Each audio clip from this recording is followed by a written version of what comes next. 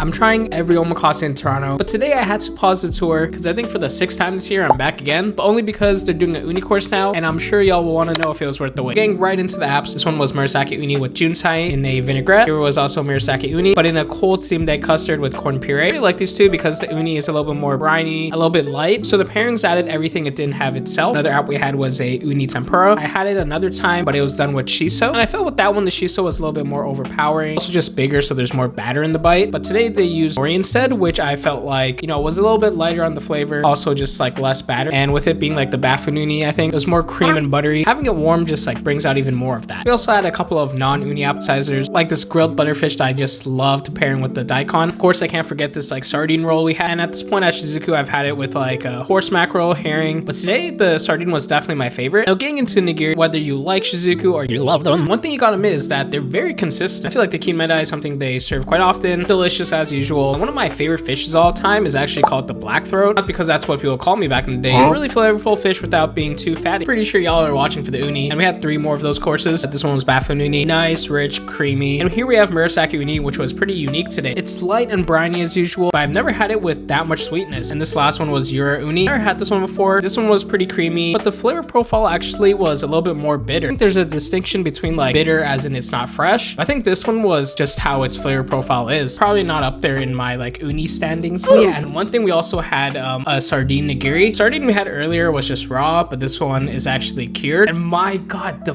flavors were just so complex. Besides the ika uni, this has to be my favorite nigiri I've ever had at Shizuku. I think Cody was like, if I'm ever on the death row, I would just want to have this and I'm happy. And I was like, shit, yo, invite me if that ever happens. You know, another great meal at Shizuku. I think this course is definitely a good opportunity to like try a lot of different types of unis. And I think the price is pretty good considering how much uni you're getting in the course. And today I think they'll get yet another 9 out of 10 on the worth the wait scale.